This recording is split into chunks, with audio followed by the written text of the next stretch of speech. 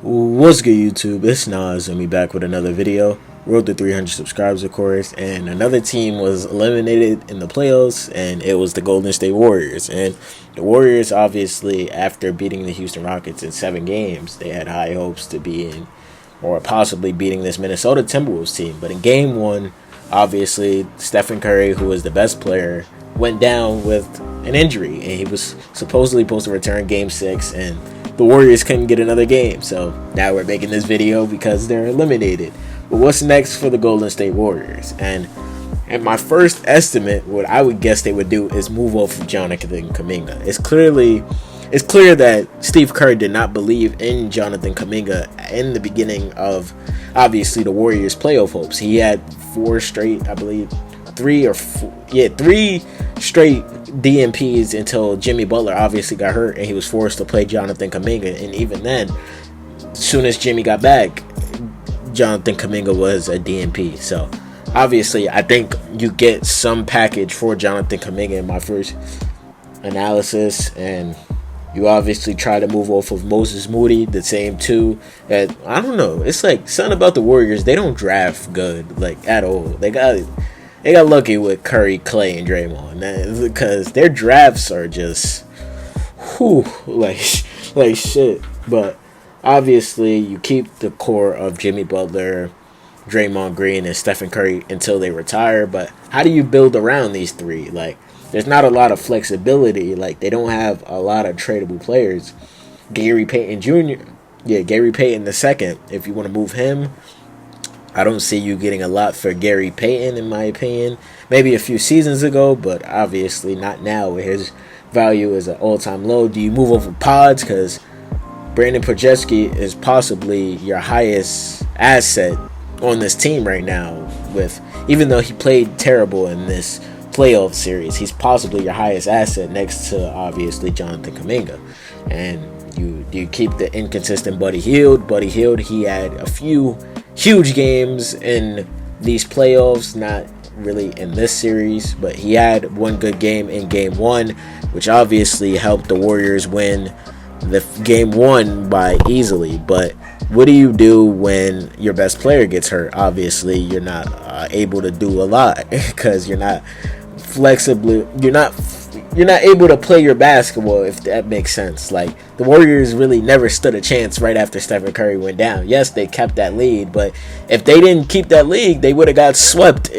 Like, if you really think about it, if they didn't keep that 30-point lead they had and the Minnesota Timberwolves were able to come back, they would have choked, they would have lost, and they would have been cooked for, obviously, in 4 games. It's better that they got one, but it's obviously not the expectations Warriors fans had, and this small window of getting Stephen Curry his 5th ring, you have to do whatever it takes to build around him. And they did that, acquiring Jimmy Butler, and you get to have Jimmy Butler for an entire season next season, which obviously helps build chemistry. We saw how good they were, obviously, in these 29, I believe, games that Jimmy Butler was a member of the Warriors. So getting Jimmy Butler for a full season, Jimmy didn't step up in these last 2 games, obviously, but what can you do, man? What can you do? The season's over now, and obviously the Minnesota Timberwolves look to obviously make the finals this season, a second straight, a conference finals appearance. So obviously they have high expectations too. But as soon as Stephen Curry went down, Warriors fans probably knew, like, this series was over. Like, I knew it. As soon as he was limping off, and they said, as soon as I realized it was a hamstring, I knew it was over, because you can't rush back a hamstring. Even if Curry wanted to play Game 5, he couldn't, because he is limited his movement, like I said in a video. Like, if a player that runs around a lot, you can't really do it. Like, you can't play your basketball. You can't play your basketball at the highest level that you obviously want to play at if you want to stand a chance and obviously go to the conference finals. But in reality, I probably think this Warriors team wasn't beating the Oklahoma City Thunder or the Denver Nuggets. So, hey, man, they got eliminated. And is there any free agents they could pick up? Like, I don't really know that part. At least they have flexibility, I would say, because obviously last offseason they got rid of the big name Klay Thompson and they relied on their young depth. But obviously that did not work out with the Warriors being on the edge of not even making the playoffs before obviously making the Jimmy Butler trade. So what do you do? What do you do to match it? And what do you do to obviously get better from next season so they're not a 7th seed looking in? Obviously, the West is going to be a lot deeper next season with the Mavericks, obviously, Kyrie, AD, and fucking Cooper Flag, which is still unbelievable 2 days later. You got the San Antonio Spurs with Victor Wembanyama, De'Aaron Fox, Stephon Castle, if they decide to draft or trade. Wherever Giannis decides to go, if he goes west or if he stays east, that'll be good for the West. Let's just keep it a buck. The West does not want to see Giannis like that. That just can't happen. And the league cannot allow Giannis to go to the West. It just can't happen because the East will just fall apart. But yeah, I don't know. This might be the shortest what's next because this is like the Cavs video, there was a rant, but this video, I really don't know what to say because obviously Stephen Curry wasn't playing, so you don't know the outcome whether Stephen Curry plays or not.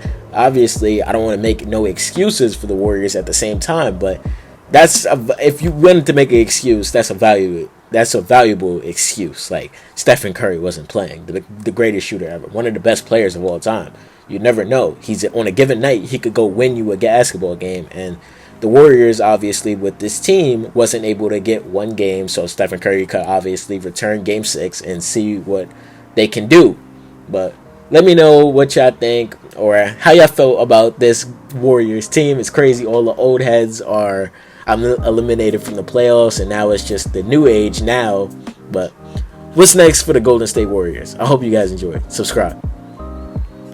Nah, if y'all still here, y'all some real ones, but if y'all want to see some more videos, just hit the subscribe button. We post it basically every day. We grinding. And there's a video right there if you want to click that shit. Or I might put 2 up here. But click them. You might like them.